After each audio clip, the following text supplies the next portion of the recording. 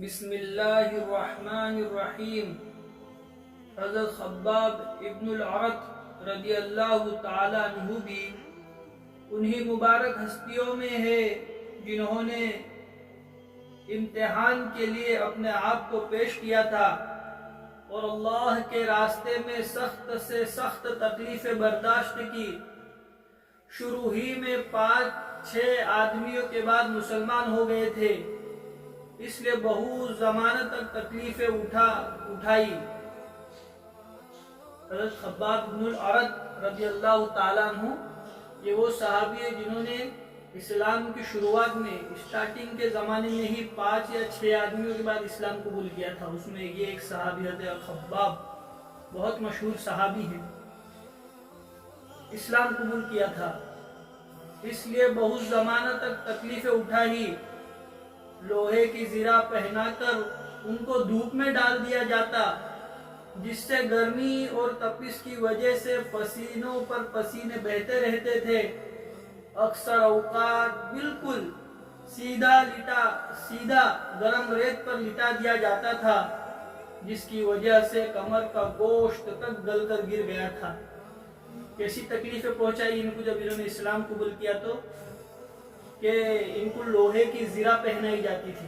لوہے کی زرہ شاید اس وقت جب جنگ کا موقع آتا تھا اور اپنے آپ کے بچاؤ اور سیفٹی کے لیے جو ایک لوہے کی زرہ پہنتے تھے، سر پر بھی ایک ہیلمٹ جیسا ہوتا تھا جس سے حملہ کرے تو لگے نہیں، سر پر چوٹ نہیں آوے، وہ سب پہنا کر ان کو گرم عرق کی گرمی اس وقت کی تپتی ہوئی، اس اوپر آسمان میں سورج اور یہ لوہے کی زرہ اور ریت ہے وہ تپ چکی ہے برابر کی، کیسی گرمی ہوں گی۔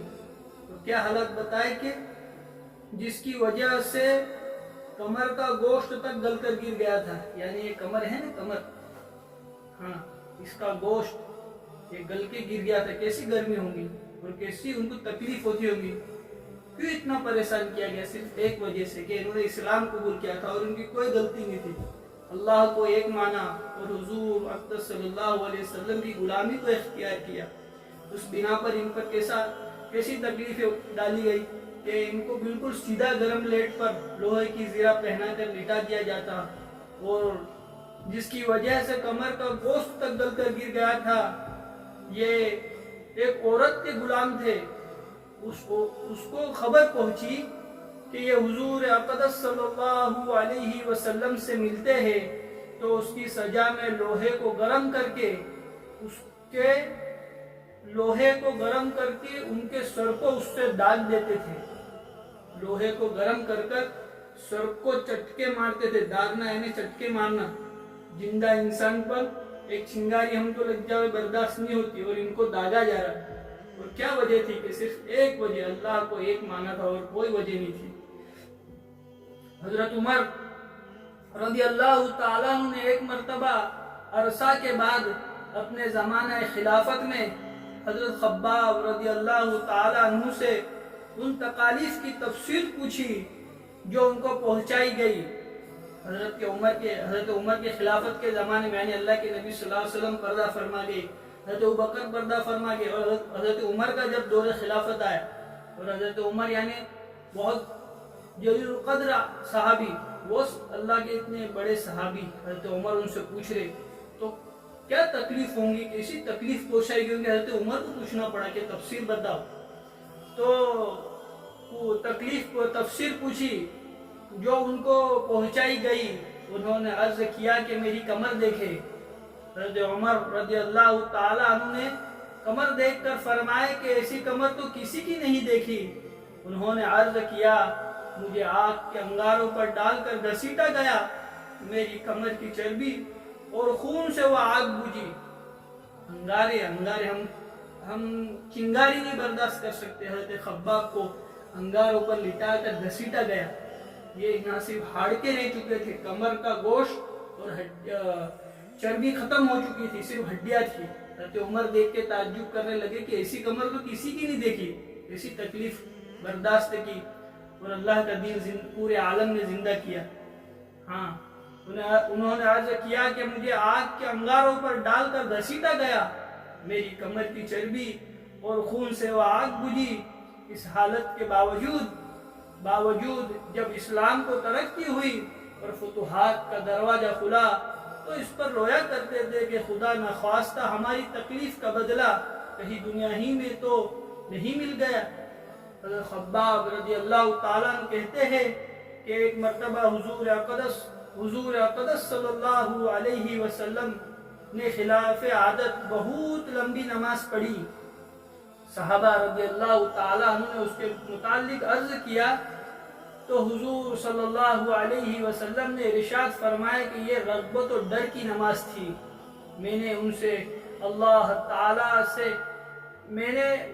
اللہ تعالیٰ سے 3 دعائیں کی تھی، 2 ان میں سے قبول ہوئی اور ایک کو انکار فرما دیا۔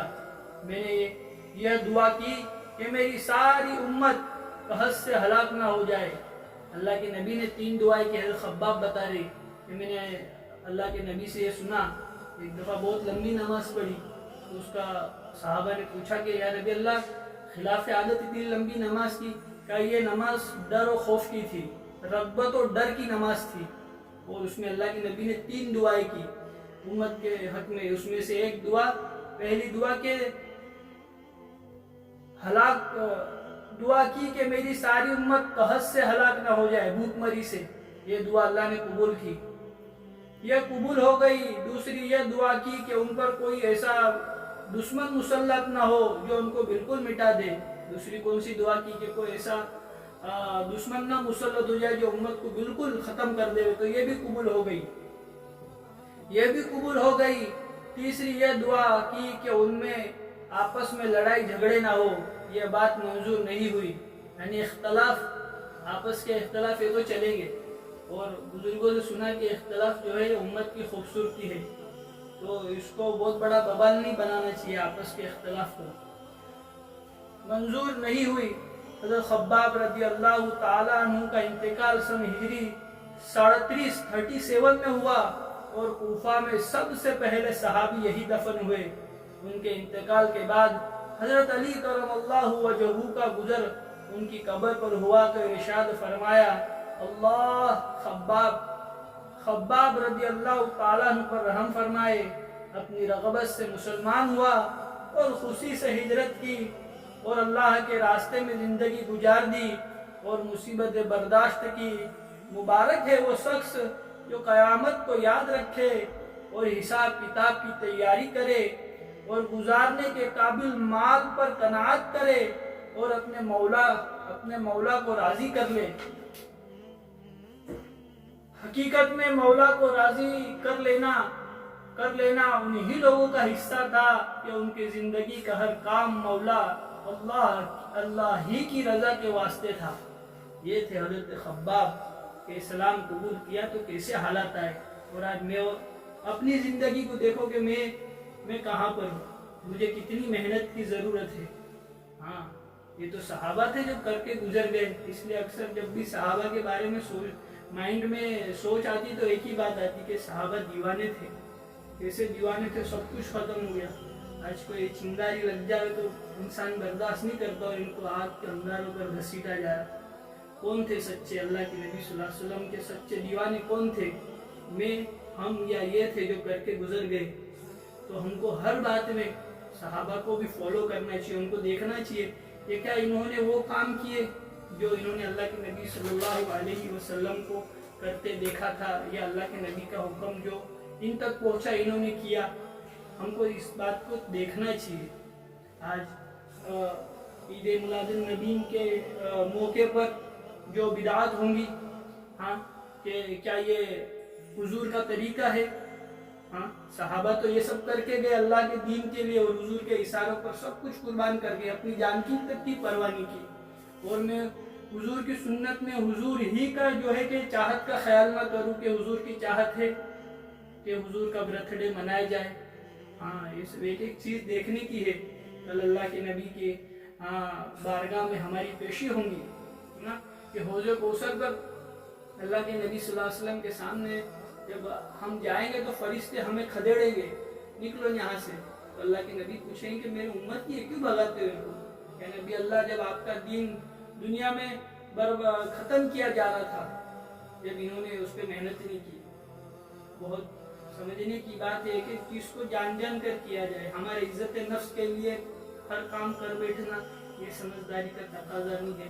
لہٰذا اللہ ہم تمام کو اللہ کے دین کی خوب محنت کرنے کی توفیق عطا فرمائے. سبحان اللہ و بحمدہ، سبحانک اللہم و بحمدک.